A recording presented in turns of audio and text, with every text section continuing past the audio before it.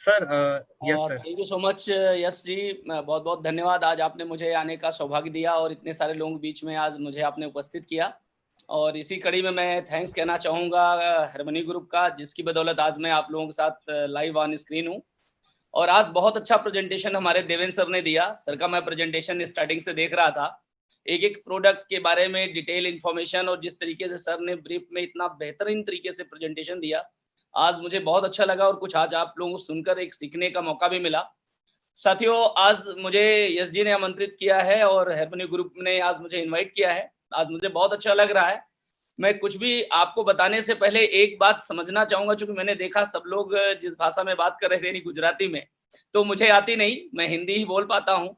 तो मुझे ये नहीं मालूम कि आप लोगों को मेरी बात समझ में आ रही कि नहीं आ रही, तो पहले यस मैं सर, ये जानना डेफिनेटली चाहूँगा। डेफिनेटली यस, वी कोई आर प्रॉब्लम तो अंडरस्टैंड। नहीं है? सब लोग नहीं समझते हैं सर, हमारी नहीं बात? सर, कोई दिक्कत नहीं सर, आप प्लीज कंटिन्यू कीजिए। बहुत बहुत धन्यवाद, thank you so much yes जी।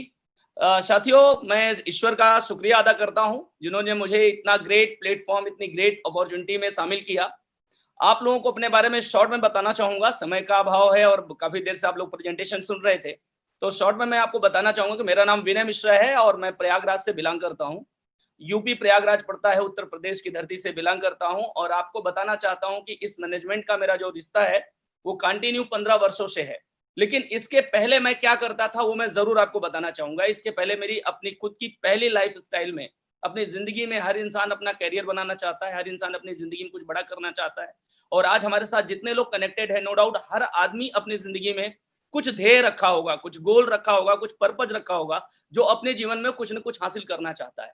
तो मेरे जीवन में क्यों हासिल करने की मेरे अंदर चाहत थी, उसके पीछे एक मैं आपको शॉर्ट में बताना चाहूंगा कि मैं एक बहुत ही गरीब परिवार से बिलोंग करता हूं। और मेरे पिता बहुत छोटी सी पोस्ट पे एक पोस्टमैन थे, डाकिया थे, चिट्ठी बांटने का काम करते थे, आप लोग जानते होंगे। घर का भगवान ने मुझे बड़ा बनाया। मेरे माँ बाप के पास 6 बच्चे थे, 6 बच्चों में सबसे बड़ा मैं रहा। और मैंने अपनी जिंदगी में मैंने अपने पापा को संघर्ष करते हुए देखा, अपनी जिंदगी में अपने डैड को स्ट्रगल करते देखा। और वो जीवन भर स्ट्रगल करते रहे, लेकिन उनके रिटायरमेंट तक उनके अकाउंट में कभी भी 5000 रुपीज सेविंग नहीं हो पाया। रिटायरमेंट तक एक गवर्नमेंट जॉब में कर्मचारी, एक भारत सरकार की जो नौकरी के लिए लोग तरसते हैं। साथियों, मैं आपको बताना चाहूंगा, मेरी अपने घर की कहानी है कि मेरे पापा ने रिटायरमेंट तक 5000 रुपए अपने अकाउंट में नहीं रख पाए और हमेशा लाइबिलिटी में रहे, हमेशा कर्ज में रहे। वेतन आता था 1 तारीख से लेके 15 तारीख तक तो ठीक चलता था घर की स्थिति। 15 दिन की जिंदगी उधारी की जिंदगी हुआ करती थी। मैं इस तरह की जिंदगी नहीं जीना चाहता था। बचपन से लेकर जवानी तक ये जो मैंने लाइफ स्टाइल अपने घर की देखी थी, इस लाइफ स्टाइल में मैं नहीं जीना चाहता था। मैं अपने बच्चों को कुछ अलग जिंदगी देना चाहता था। मैं अपनी तरीके से कुछ एक अलग लाइफ जीना चाहता था। तो मैं इसको लेके बड़ा फिक्रमंद था। एजुकेशन के बाद मैंने दिमाग में आया कि अब मैं करूं तो क्या करूं। तो मैं चूंकि अमीर बनना चाहता था, तो अपने कुछ लोगों से मैंने हेल्प मांगी थी। अपने कुछ लोगों से मैंने जानकारी लिया, सलाह लिया कि सर मैं जिंदगी में कुछ बड़ा करना चाहता हूं, मैं अपने बहनों के लिए कुछ करना चाहता हूं, अपने माँ बाप के लिए कुछ करना चाहता हूं। मेरे पास ऐसा कोई रास्ता दिखाई नहीं दे रहा है और जॉब दूर दूर तक मेरे दिमाग में सेट नहीं हो रही थी। चूंकि दादाजी हमारे पुलिस विभाग में रहे, बड़े भैया भी हमारे पुलिस विभाग में रहे, पापा हमारे डाक विभाग में रहे। तो मैंने देखा जो जिंदगी होती है जॉब वाली, वो लाइफ में सिर्फ हम अपनी जरूरतें पूरी कर सकते हैं। और वो भी लाइफ हम जब कंप्रोमाइज जीते हैं, तब हम एडजस्ट कर करके अपनी लाइफ जीते हैं। और मैं इस तरह की जिंदगी अब नहीं जीना चाहता था। तो मैं अपने जीवन में कुछ बड़ा करना चाहता था। तो मुझे कुछ लोगों ने सजेशन दिया कि आप LIC ऑफ इंडिया में एक अपनी एजेंसी अलॉट करा लो और वहां पर 40% मार्जिन मिलती है और आराम से जिंदगी नहीं जियोगे बल्कि बहुत अच्छी जिंदगी जियोगे। और लोगों ने मुझे 2-4 एग्जांपल दिया कि वो देखो LIC का बंदा है, वो कार से चलता है, वो आज महीने का 50,000 कमाता है। और ये उस समय की बात है 2000 मतलब आपको बताना चाहूँ 1998 की बात है। 98 के टाइम में 50,000 रुपए कमाना अपने आप में एक बहुत बड़ी बात होती थी। और उस समय मैंने फिर LIC ऑफ इंडिया में जाकर अपने एक सगे रिलेशन में हमारे मौसा जी लगते हैं, उनसे मैंने रिक्वेस्ट किया तो उन्होंने मुझे LIC ऑफ इंडिया में अपनी एजेंसी मिल गई। LIC ऑफ इंडिया में मैंने 8 साल मेहनत किया और 8 साल मेहनत करके मेरा जो हाईएस्ट इनकम था, मेरी दिन रात की मेहनत, यानी सुबह अगर हम लोग आज तो मंजन और ब्रश करते हैं, हम जब गांव में रहा करते थे तो एक नीम का जो पेड़ होता है उसमें एक डंडा तोड़ते हैं, उसको दातून बोलते हैं। तो हम लोग को मुंह में डाल के वो दातून डालकर और बाइक स्टार्ट करके और फील्ड में भागा करते थे कि चलो एक पॉलिसी ढूंढ कर लाएंगे और सुबह से शाम तक इस तरह की जिंदगी जिया करते थे और लाइफ में वहां से लगा कि कुछ होने वाला है नहीं। 8 साल की मेहनत के बाद मेरी जिंदगी में जो अचीवमेंट दिखाई दिया, हाईएस्ट मेरी 32,000 इनकम थी। वो 32,000 कमाने के बाद मुझे लग गया कि हम जिंदगी क्या बनाएंगे, लाइफ क्या बनाएंगे, इससे घर का खर्चा क्या चलाएंगे, माँ बाप की क्या सेवा करेंगे, बच्चों को क्या पढ़ाएंगे, अपने बहनों का लिए मैं उनके लिए अच्छा शादी में पैसा क्या खर्च कर पाऊंगा। मुझे दूर दूर तक दिखाई दे रहा था यहाँ से कुछ होने वाला है नहीं। मैं बड़ा स्ट्रेस में जीने लगा और मुझे समझ में आ गया कि मेरा 7 साल 8 साल जो गया LIC में वो तो बर्बाद हो गया। अब मैं करूं तो क्या करूं। उसी समय मेरे कुछ मित्र थे, मेरे साथ बैठे थे, उन्होंने मुझसे सवाल किया, विनय आज तुम बड़े स्ट्रेस में हो, आखिर तुम्हारे तनाव का कारण क्या है। तो मैंने उनको बताया कि यार मैं जिंदगी में कुछ बड़ा करना चाहता हूं, अपनी इस गरीबी से निकलना चाहता हूं, अपने माँ बाप को एक अच्छी लाइफ दिखाना चाहता हूं अपने जीवन का और उन्हें देना भी चाहता हूं, लेकिन मुझे दूर दूर दिखाई नहीं दे रहा है। क्योंकि 8 साल की मेहनत के बाद बताओ 32,000 रुपए आता है, जिसमें 15-20,000 रुपए खर्चा हो जाता है। वो भी कुछ लोग होशियार लोग मिलते हैं तो LIC में हमसे रिबेट मांग लेते हैं और मुझे मजबूरन रिबेट देना पड़ता है, क्योंकि मुझे पॉलिसी चाहिए। अगर मैं नहीं दूंगा तो कोई दूसरा बंदा आके रिबेट दे देगा, तो मुझे रिबेट भी छोड़ना पड़ता है। तो ओवरऑल में जैसी जिंदगी शुरू की थी वैसी ही जिंदगी थी, कुछ अच्छा नहीं हो पा रहा था, कुछ अच्छा नहीं हो पा रहा था। तो लोगों ने कहा विनय तुम क्यों नहीं मैन्युफैक्चरिंग अपना स्टार्ट करते, क्यों नहीं तुम गारमेंट्स का काम चालू कर देते। क्योंकि अब जमाना एक दर्जी के पास, एक टेलर के पास जाके कपड़ा सिलाने का नहीं है। अब लोग जमाना जाते हैं और किसी भी शोरूम में जाते हैं और अपने मनपसंद का कपड़ा चॉइस करते हैं और फिटिंग वुटिंग हो जाती है। तुम गारमेंट्स का काम चालू करो। एक लंबा डिस्कशन हमारे मित्रों के बीच में हुआ। उसमें मेरे पास 4 फ्रेंड थे और चारों फ्रेंड ने जो डिस्कशन करके मेरे दिमाग में डाल दिया और मैं रातों रात मतलब अमीर बनने का सपना लगा देखने और लगा कि मैं जिंदगी में कुछ बड़ा कर पाऊंगा। और मैंने अपनी खुद की manufacturing and marketing Vidyaraj garments India के नाम से शर्ट पैंट सलवार सूट बनाकर सप्लाई करने लगा, स्कूली ड्रेस टाई बेल्ट सप्लाई करने लगा।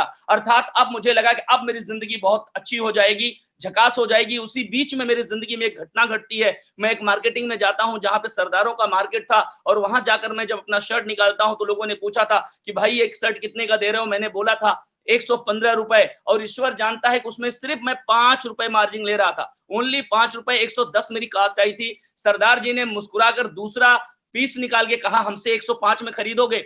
तो मैं आंखें फाड़ दिया। हमने कहा ओ माय गॉड क्या बात कर रहे हैं सर, आप 105 में बोले। हाँ विनय जी, आप हमको जो चीज 115 में दे रहे हैं मैं आपको 105 में दे रहा हूं, फिर भी मैं कमा रहा हूं। मैंने उनसे निवेदन करके कहा महोदय मुझे बताइए कि आपने ये सामान कहां से और किससे मंगाते हैं। उन्होंने बताया भाटिया जी की दुकान है रानी मंडी आपके इलाहाबाद में, आप जाके उनसे संपर्क करके देखिए। जब मैं वहां गया तो मैंने मात्र 10 सिलाई मशीनें डाली थी और भाटिया जी ने जो मशीनें डाली थी 150 मशीनें थी उनके कारखाने में। मेरी हाथ वाली मशीनें थी, उनके पास बिजली पावर से मशीनें, मोटर वाली मशीनें थी। और मैंने देखा जितना माल मैंने अपने शोरूम में रखा है उतना उनका सामान एक कोने में पड़ा हुआ था। मैंने व्यापार में करने के बाद, व्यापार में आने के बाद मुझे समझ में आ गया कि अब बिजनेस नहीं है, अब आ गया है कंपटीशन। अगर मेरे पास इतना पैसा नहीं होगा, अगर मैंने मान लीजिए 1 करोड़ रुपए लगा लिया और मैंने मार्केट में कोई व्यापार 1 करोड़ में शुरू किया, मेरे बगल में किसी ने 5 करोड़ लगा दिया, मेरे ही व्यापार वाला रोल उसने कर दिया, तो मेरे ग्राहक उस आदमी के पास चले जाते हैं। और वो 5 करोड़ वाला जब बिजनेस करता है और किसी ने 25 करोड़ लगा दिया तो 5 करोड़ वाले भी कस्टमर 25 वाले के यहाँ चले जाते हैं।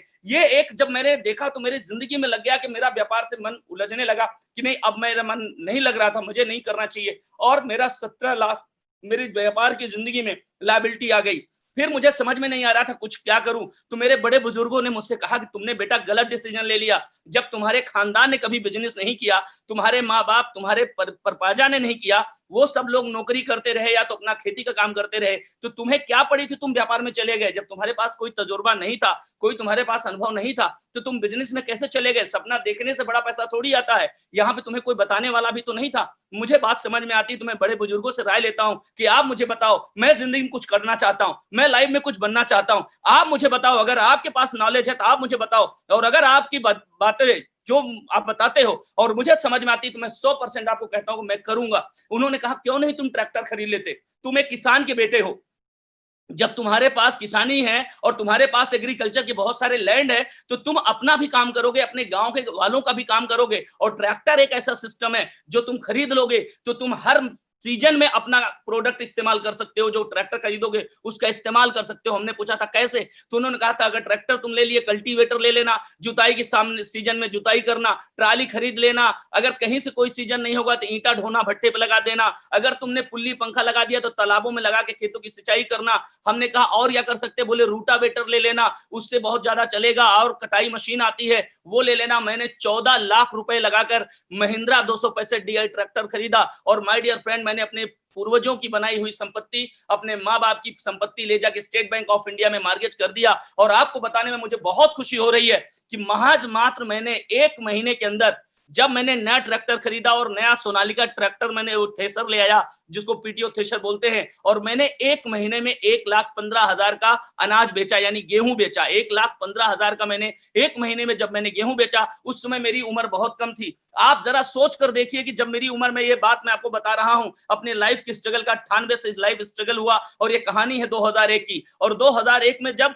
मैंने 1,15,000 का गेहूं बेचा तो मेरे जितने भी गांव के लोग थे, गांव में पूरा मार्केट में शोर हो गया, कितनी कम उम्र का लड़का इतनी मेहनत किया और 1 महीने में 1,15,000 का गेहूं बेचा। और नो डाउट वो खुशी मुझे भी बहुत थी, क्योंकि अनाज से पूरा मेरा घर भर गया था। और जब व्यापारी तौल रहा था, ट्रैक्टर में वो बोरियां लद रही थी, इतना खुश था। और जब नोट गिन रहा था 1,15,000 1 महीना में, किसको अच्छा नहीं लगेगा। ये 2001 के टाइम की बात है। लेकिन जैसे मैंने 1,15,000 कमाया और मेरे जिंदगी में मेरे सपने बड़े हसीन दिखने लगे कि बुजुर्गों ने सही दिशा दी है। लेकिन दोस्तों आपको बताना चाहूंगा, उसी बीच में मेरे गांव के कई लोगों के आंखों में किरकिरी हो गई, गांव के कई लोगों की नींद उड़ गई और उन्हें लगा यार अगर ये लड़का 1 महीने में 1,15,000 कमा सकता है तो क्यों ना हमारे भी जो बच्चे बेरोजगार घूम रहे हैं हम लोग ट्रैक्टर ले ले। रही बात लोन लेने की, तो ट्रैक्टर में स्टेट बैंक में जमीनी तो देनी है और सब कुछ तो बैंक लोन कर देता है, प्रॉपर्टी तो देनी, प्रॉपर्टी तो हम जोतेंगे बोएंगे, जैसे विनय जोत बो रहा है और मात्र ट्रैक्टर इसने बैंक को दे रखा है। और दोस्तों मेरे गांव में 7 ट्रैक्टर आ गया स्वराज 2 सिलेंडर। मैं लाया था 3 सिलेंडर,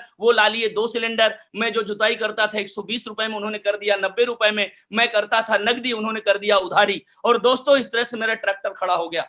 अब ट्रैक्टर मेरा खड़ा हो गया, अब जिंदगी समझ में नहीं आ रहा था, अब मैं करूं तो क्या करूं, रास्ता दूर दूर तक दिखाई नहीं दे रहा था। मैं आपको बताना चाहूंगा उसी बीच में मेरी जिंदगी में एक अपॉर्चुनिटी आती है, मेरी लाइफ में एक अपॉर्चुनिटी आती है। और वो अपॉर्चुनिटी आती है, मुझे लोगों ने बताया कि विनय मिश्रा अब तो तुम्हारा बैंक लोन हो गया, तुम्हारा घर कुड़की हो जाएगा, जमीन प्रॉपर्टी चली जाएगी। और आए दिन बैंक की नोटिस आने लगी, चूंकि सोर्स बंद हो गए और 3 सिलेंडर गाड़ी होने की वजह से मार्जिन नहीं मिल पा रही थी, उधार में करने को तैयार नहीं था, गांव वाले उधारी चाहने लगे थे, तो लोगों ने उधारी का ऑप्शन दे दिया, तो लोग उधार के पास चले गए। तो मेरा ट्रैक्टर खड़ा हो गया, अब मैं क्या करूं। तो मुझे कुछ लोगों ने सजेस्ट किया तुमने गलत डिसीजन ले लिया। हमने कहा फिर मुझे क्या डिसीजन लेना चाहिए। बोले तुम्हें वो डिसीजन लेना चाहिए जो हर घर की जरूरत हो, हर आदमी की नीड है, वो हर धर्म की जरूरत हो, हर गरीब को जरूरत, हर अमीर को जरूरत। हमने कहा बताओ मुझे क्या करना चाहिए। लोगों ने कहा तुम क्यों नहीं अगरबत्ती की फैक्ट्री डाल देते, अगर तुम अगरबत्ती की फैक्ट्री डाल दोगे तो तुम अमीर आदमी बन जाओगे, क्योंकि हर घर हर धर्म में एक पैकेट तो अगरबत्ती लगी ही जाती है। ये बात मेरे समझ में आ गई, बात तो सही है, लेकिन फंडिंग की प्रॉब्लम थी। फिर मैंने खादी ग्रामोद्योग में संपर्क किया और संपर्क करके एक पार्टनर ढूंढा और पार्टनर ढूंढकर मैंने एक बिजनेस शुरुआत किया और जिसे मैंने स्टेट लेवल पे एक पहचान दी। उस अगरबत्ती ब्रांड का नाम था अर्पिता अगरबत्ती। मैंने स्टेट लेवल पे जब इसकी ब्रांडिंग बनाई तो मेरे पार्टनर की नीयत खराब हो गई और उसके दिमाग में एक मैसेज आ गया कि इसको रास्ते से हटा देते हैं तो पूरी फैक्ट्री मेरी हो जाएगी और मैं बन जाऊंगा धीरू भाई अंबानी। और उसने मेरी सुपारी दे डाली और माय डियर जाको रखे साइया मार सके ना कोई और बाल ना बाका कर सके जो जग बेरी होए। वो क्रिमिनल पकड़ा गया, उसने बयान दिया और आज इसलिए मैं आपके सामने बोल पा रहा हूं। एक बड़ी ट्रेजेडी हुई और माँ बाप ने कहा बेटा जो पैसा वहां जाना था चला गया, वो सब भूल जा। और मैंने अगरबत्ती की में भी लॉस कर दिया, ट्रैक्टर में भी लॉस कर दिया, गारमेंट्स में भी लॉस कर दिया और इस तरह के मेरे लॉस होते गए। फिर कुछ लोगों ने मुझे राय दिया क्यों नहीं तुम राइस मिल का बिजनेस शुरुआत करते और एफसीआई में कॉन्टैक्ट बना लो, 3 टन की मशीन बना लो, पेपर पे 5 टन दिखा दो और तुम सिर्फ कुछ करने मत करना, किसान से अनाज खरीदना और वो चावल खरीद खरीद के एफसीआई को देना और बीच में बैठ के एक गाड़ी पे 1 लाख कमाना।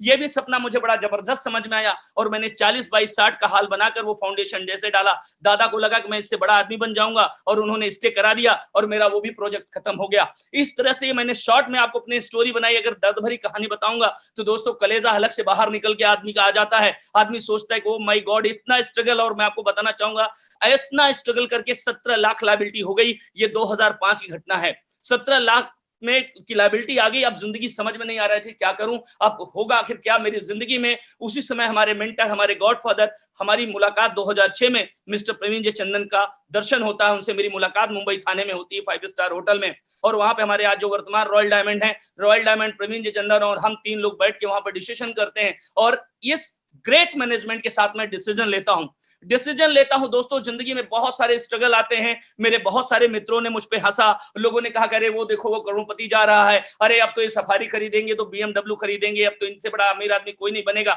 बहुत लोगों ने मेरा मजाक उड़ाया, बहुत लोगों ने मेरे ऊपर ताने कसे, बहुत लोगों ने मेरे ऊपर हंसी उड़ाई। लेकिन साथियों, आप सब लोगों से एक बात कहना चाहता हूं कि जिंदगी में हमेशा हमारी लाइफ में जब जब किसी चैलेंज आया है, तब तब मेरे अंदर काम करने का क्षमता, मेरा जोश, मेरा जुनून मल्टीप्लाई हो गया है। कभी मैं उससे हताश और निराश और नर्वस नहीं हुआ, बल्कि मेरा काम करने की क्षमता 10 गुना बढ़ गया, 10 टाइम बढ़ गया। और यही नो डाउट यही कारण है कि जब आपके सामने लोग चैलेंजेस लाते हैं, मेरे भी सामने चैलेंजेस लाते हैं, और मैंने अपने जीवन में देखा है कि दुनिया में जब कुछ आप नए विचार के साथ शुरुआत करोगे, नए लोगों के साथ काम करोगे, नई बातें करोगे, तो ये दुनिया पत्थर मारेगी, क्योंकि तुम कॉमन आदमी नहीं हो।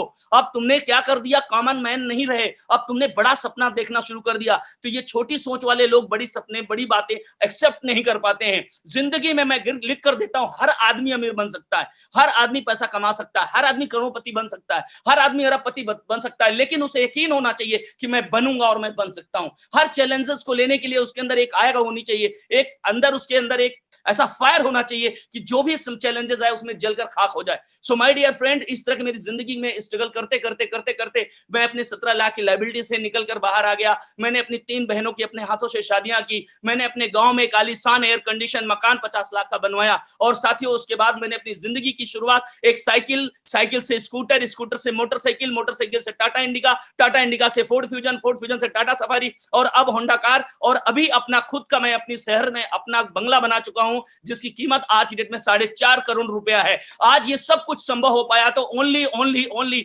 My lifestyle marketing global private limited. उसका कारण है माय डियर फ्रेंड, एक ऐसा मैनेजमेंट, एक ऐसा सिस्टम मैंने अपनी जिंदगी में नहीं देखा। आज 23 साल 24 साल हो गया मल्टी लेवल मार्केटिंग को इंडिया में रन करते हुए। किसी भी मैनेजमेंट, किसी भी प्रोडक्ट, किसी भी सिस्टम में आज हमारे मैनेजमेंट के सामने 10% नहीं है। ना तो ऐसा कहीं प्रोडक्ट मिलेगा, ना ऐसा कहीं पे आउट मिलेगा, ना ऐसी प्यारी टीम मिलेगी, ना ऐसे ग्रेट लीडर मिलेंगे जो आज लॉकडाउन की पोजीशन में भी आपको हारने नहीं दे रहे हैं, आपको मानसिक रूप से तैयार कर रहे हैं, जूम के मीटिंग के थ्रू आप तक पहुंच रहे हैं, यूट्यूब के थ्रू आप तक पहुंच रहे हैं। आप सोच कर देखिए, जहां दुनिया ट्राई कर रही हो, वहां आपका एक ऐसा मेंटर, एक ऐसा गॉडफादर जो आपके साथ हर वक्त लगा है और हर वक्त तो कहता है कि यू कैन डू इट। आज के डेट में हमें कोविड-19 से सिर्फ अलर्ट होने की जरूरत है, डरने की कोई जरूरत नहीं है। हमें सिर्फ अपने को सैनिटाइजर, मास्क लेके चलना है। और आप देखो आज माई लाइफ का कितना जबरदस्त प्लानिंग है कि सैनिटाइजर और मास्क पहली ऐसी इंडस्ट्री है जहां फ्री बांटा जा रहा है, जहां फ्री बांटा जा रहा है। मतलब एक ऐसा मैनेजमेंट जहां हमारे और हमारे बच्चों के बारे में इतना ख्याल रखा जा रहा हो, इतना सोचा जा रहा हो।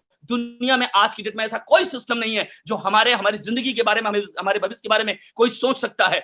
बस मैं आपसे एक बात जरूर कहूंगा माय डियर फ्रेंड, अगर आप आ ही गए हो कैसे भी सही, किसी भी तरह से सही, प्रेम से सही, जबरदस्ती सही, कैसे भी सही, अगर आप आ ही गए हो इस इंडस्ट्री में, तो अब आपको कुछ कर दिखाना है ऐसा कि संसार करना चाहे आपके जैसा। और ये तभी हो पाएगा जब आपके अंदर एक तीव्र इच्छा होगी, ये तभी होगा जब आपके अंदर एक बर्निंग डिजायर होगी, ये तभी होगा जब आप में कुछ कर गुजरने का जज्बा होगा। क्योंकि मैंने देखा है कि जिंदगी है तो ख्वाब है। जिंदगी अगर आप जी रहे हो, बहुत सारे लोग कहते हैं जिंदगी है तो ख्वाब है, लेकिन मैं कहता हूं जिंदगी तो जिंदा दिली का नाम है। जिंदगी तो जिंदा दिली का नाम है, मुर्दा दिल क्या खाक जिया करते हैं। अगर आप जिंदगी में कुछ वाकई बड़ा करना चाहते हो तो याद रखना, अगर आप सच में जिंदगी जीते हो, जितने लोग आज मेरी बात सुन रहे हैं, कल आज जो आवाज सुनेंगे हमारे यूट्यूब के जरिए, मैं आप सबको कहना चाहता हूं, अगर आप सच में इंसान की तरह जिंदगी जी रहे हो तो 100% मैं लिख कर देता हूं, आपके पास सपने हैं। और अगर आपके पास ड्रीम नहीं है तो आप सपने नहीं है तो आप जिंदगी जी नहीं रहे हो, आप जिंदगी काट रहे हो। और अगर आप जिंदगी जी रहे हो तो 100% आपकी जिंदगी में कुछ सपना है, कुछ आपके अंदर करने का कुछ पर्पज है, कुछ गोल है जिसकी वजह से आप जी रहे हो। और अगर आप जी रहे हो तो मुझे जावेद अख्तर की वो लाइन बहुत अच्छी लगती है कि जिंदगी है तो ख्वाब है। अगर जिंदगी है तो ख्वाब है और ख्वाब है तो मंजिलें हैं। याद रखना, जिंदगी में आपने जो सपने देखे हैं, जो ख्वाब देखे हैं, किसी ने देखा था कि चिड़िया उड़ सकती है, इंसान क्यों नहीं उड़ सकता, उसने हवाई जहाज बना दिया। उस समय किसी ने हवाई जहाज के बारे में सोचा नहीं था, लेकिन उसने सोचा था क्योंकि उसकी जिंदगी में एक ख्वाब था कि मैं इंसान को भी चिड़िया की तरह उड़ाना चाहता हूं। तो जावेद अख्तर की इस लाइन में बहुत दम है कि जिंदगी है तो ख्वाब है। आज Bill Gates high school fail था, 4 बार ड्रॉप आउट, उसका एडमिशन नहीं हुआ, लेकिन उसने आज कंप्यूटर में वो जान डाल दी, वो आत्मा डाल दी जिसे हम सॉफ्टवेयर कहते हैं, और माइक्रोसॉफ्ट अब वर्ल्ड पर राज कर रहा है। माय डियर फ्रेंड, एक बात याद रखना, धीरू भाई अंबानी पेट्रोल की पाइप पकड़ के पेट्रोल नापते थे, लेकिन उनकी जिंदगी में बड़ा सपना, बड़ा ड्रीम था। आज हमारे पास अगर आप बात करेंगे जमशेद टाटा, आज दुनिया जमशेद नगर को जानती है। ये जमशेद टाटा क्या थे? कबाड़ बेचते थे, आज इन्होंने इतना बड़ा ब्रांड बना दिया टाटा का। एक कारण था, उनकी जिंदगी में कुछ ख्वाब था, कुछ करना था, उनके अंदर जज्बा था। तो याद रखना कि जिंदगी है तो ख्वाब है। अगर आपकी भी जिंदगी में कुछ ख्वाब आपने देख लिया, सही कैसे भी सही, झूठा सही, अपलाइन के थ्रू सही, सिस्टम के थ्रू सही, माहौल के थ्रू सही, मैं गारंटी से बोलता हूं अगर आपने कोई ड्रीम देख लिया तो 100% उसका मंजिल है। क्योंकि जावेद अख्तर की इस लाइन में 100% कोई इस धरती पे पैदा नहीं जो काट दे उनकी लाइन को, क्योंकि उन्होंने कहा कि जिंदगी है तो ख्वाब है, और ख्वाब है तो मंजिलें हैं। अगर ये मंजिलें नहीं होती तो ये रॉकेट नहीं होते, ये चंद्रमा पे आज लोग पहुंचे नहीं होते, आज हमारे हाथ में मोबाइल नहीं होता। महज माय डियर फ्रेंड, ये ड्रीम ही तो था जिसे लोगों ने कार में बदल दिया, ये ड्रीम ही तो था जिसे कार में बदल दिया। इसी तरह से जब ये लोग आज इस सपने देख के हासिल कर सकते हैं, वो चीजें बना सकते हैं जो कभी किसी ने बनाया नहीं था। आज तो माई लाइफ के जरिए लोग मर्सिडीज, जैगवार, BMW, करोड़ों की इनकम, मंथली इनकम, आप जो देखना चाहो, आज ITR फार्म 16, 26 ये लेकर अपने बैग में घूम रहे हैं, इनके मोबाइल स्मार्टफोन में पड़ा हुआ है, आप निकाल कर देख सकते हो। जैसा प्रमाण चाहो, जैसा तथ्य चाहो आप दे सकते हो। लेकिन उस समय ये जितने लोग ड्रीमर थे, इनके पास दिखाने के लिए कुछ नहीं था, सिर्फ चैलेंज था, और उस चैलेंज को फाइट करते थे, लेकिन अपने ड्रीम को चोरी नहीं होने दिया। उन 95% आबादी से अपने ड्रीम को चोरी नहीं होने दिया, उस ड्रीम को हवा दी, उस ड्रीम को ताकत दी, उस पे और एफर्ट डाला, उसमें और उन्होंने अपना ड्रीम, पैशन, जुनून फोकस किया, उन्होंने उनका जोश जुनून बढ़ता चला गया। और माय डियर फ्रेंड, एक दिन ऐसा आता है कि मैंने आपको कहा कि जिंदगी है तो ख्वाब है, और ख्वाब है तो मंजिलें हैं। और याद रखना, मंजिलें हैं तो रास्ते हैं। याद रखना कि अगर मंजिलें हैं तो रास्ते जरूर हैं। हो सकता है कि रास्ता वो हाईवे जैसा ना हो सकता है वो रास्ता पगडंडी का हो सकता है उतार चढ़ाव का हो सकता है पहाड़ियों से घिरा हुआ हो, लेकिन याद रखना कि मंजिलें हैं तो रास्ते हैं, और रास्ते हैं तो मुश्किलें हैं। रास्ते हैं तो मुश्किलें हैं, और मुश्किलें हैं तो हौसला है। याद रखना, जिंदगी में अगर आपके पास सच में ड्रीम है तो आप दुनिया के हर मुश्किल से लड़ने की आप में कुव्वत पैदा हो जाएगी, दुनिया के हर बड़े बड़े चैलेंजेस आपके लेने की हैबिट बन जाएगी, आप हैबिचुअल हो जाओगे। तो याद रखना है कि मुश्किलें हैं तो रास्ते हैं, और रास्ते हैं तो मुश्किलें हैं, और मुश्किलें हैं तो हौसला है। बिना हौसला, बिना साहस, बिना करेज के जीवन में कुछ हो नहीं सकता। मुश्किलें हैं तो हौसला है, हौसला है तो यह विश्वास है कि फाइटर हमेशा जीतता है।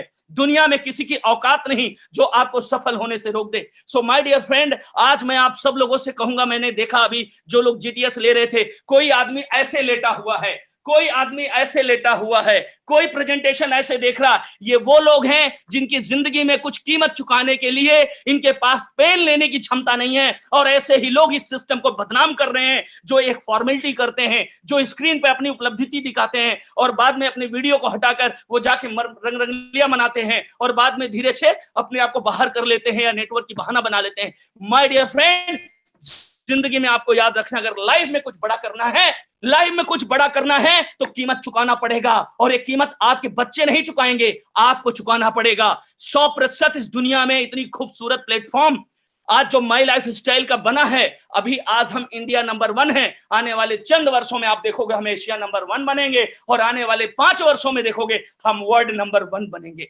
हमारे सामने कोई टिकने वाला नहीं है। इतना बड़ा प्लेटफॉर्म, इतना खूबसूरत सिस्टम है, इसलिए मैं आप सबको आमंत्रित करता हूं।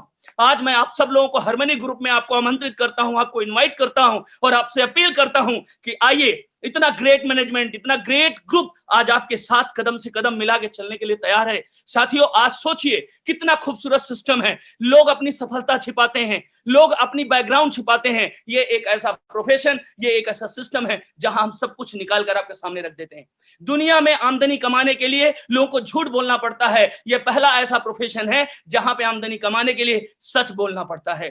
हम सच बताकर पैसा कमाते हैं, हम सच बता के सपने पूरा करते हैं, हम सच बताकर हर अचीवमेंट कराते हैं। हम कुछ भी छिपाकर अचीवमेंट नहीं लेते, न अचीवमेंट कराते हैं। तो मैं आपको आज मैं एक बात इतना कह के चूंकि अपनी बात को विराम दूंगा कि मेरा भी प्रोग्राम अभी जस्ट 12 बजे स्टार्टअप हो जाएगा, मात्र 10 मिनट बचा है। सो माय डियर फ्रेंड, आज मुझे बहुत अच्छा लगा। थैंक्स देवेंद्र सर, थैंक्स हमारे यश पटेल सर, थैंक्स हमारे BN Patel sir, all leaders, all harmony group, जिन्होंने आज मुझे बुलाया और मुझे चंद बातें अपनी रखने का मुझे सौभाग्य दिया, मुझे मौका दिया, live screen and zoom on live. So my dear friends, इन्हीं शब्दों के साथ आज मैं अपनी वाणी को विराम दूंगा और आपसे कहूंगा कि आज हर परिस्थिति, हर हालात में आपको डटे रहना है। इतिहास लिखने के लिए आप बने हो, इतिहास पढ़ने के लिए नहीं बने हो। इन्हीं शब्दों के साथ मैं अपनी वाणी को विराम दूंगा। So wish you all the best. जय हिंद, जय माय लाइफ स्टाइल, जय जय my life style. Thank you so much.